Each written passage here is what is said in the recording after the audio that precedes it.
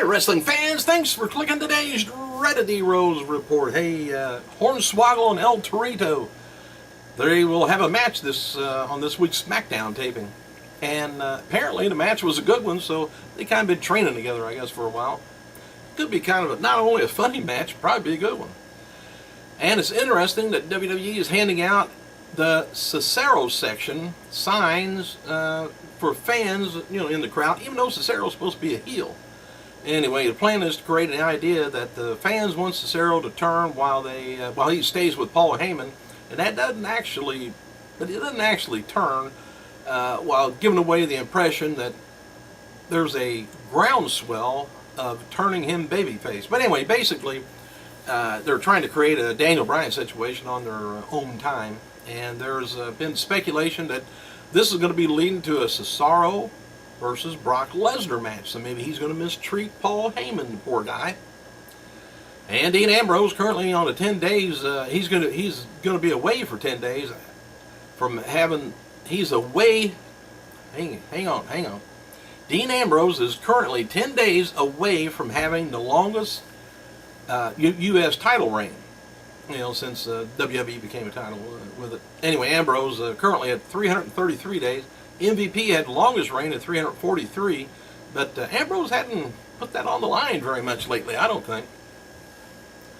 Regarding Cesaro and Paul Heyman not coming out to theme music, if you ever noticed, he just kind of walked, unless Lesnar, he's representing him. But that's the plan for now, but only on short term.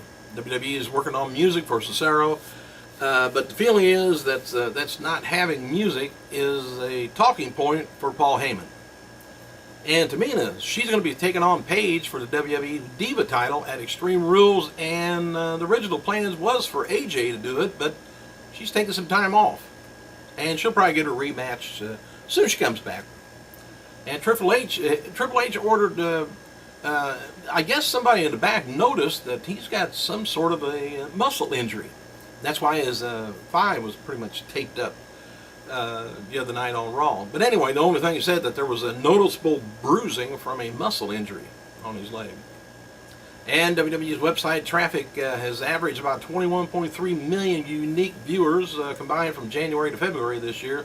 And in 13, it was like 4.6 million. So, Mark Henry noted on Twitter that he is a part of the new Haunted House 2 movie that's out. I think it came out last Friday, I believe. Looked like it'd be a funny movie, but boy, if he played King Kong in that would scare the crap out of me, wouldn't it? And even though she was dumped by Fandango, the current plan for Summer Rae is to return as the singles heel, and noted that she's currently away filming The Marine with The Miz. Which is what? Part 4, I think. WWE crew arrived in Saudi Arabia last night for a mini tour. Kofi Kingston Usos hosting an anti-bullying rally at the Kingdom School this morning. And by the way, Vickie, I guess, isn't gone from WWE after all. After people in WWE confirmed a report of her departure, word came out later that she's leaving, but it's similar to what Eve Torres' departure was, where she gave notice but is staying on for a while. After doing so, she will still maintain a relationship with the WWE company. And the official word as of right now, she's still with the company. I don't know whether they're going to use her for PR or what, but no doubt they'll give her a microphone so she can yell.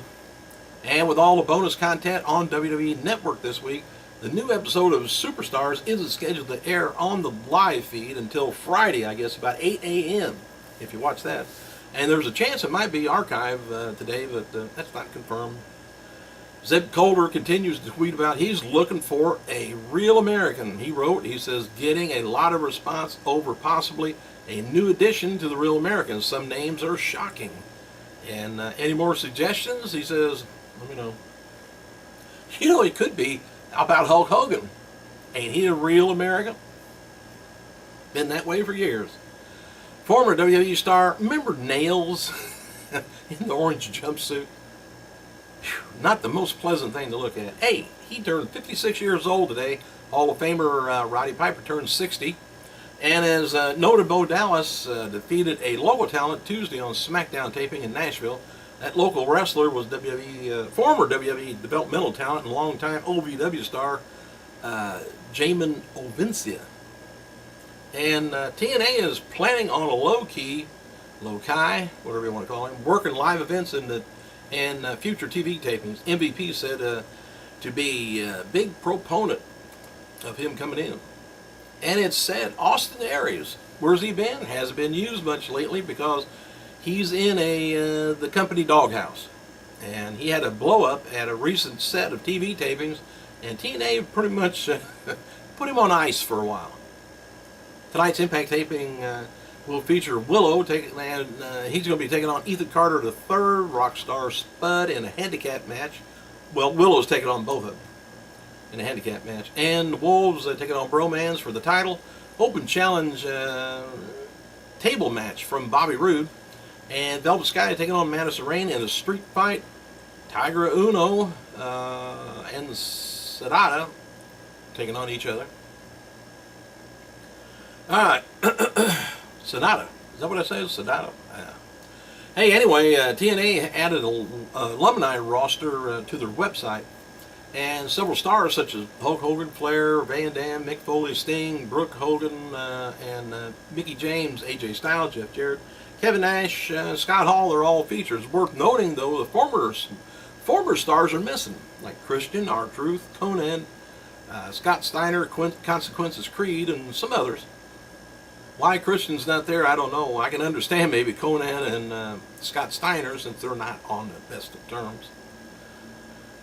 And as noted earlier today, a tournament to crown a new #1 contenders to the Big E's Intercontinental title was not a part of the original plans. Original plans for Monday was to do a four-way match with Show, Swagger, Cesaro, and Christian, where the winner would face Big E then. But anyway, Vince felt that the four-way did nothing to elevate strong contenders for the IC title and felt that the tournament would create a stronger contender.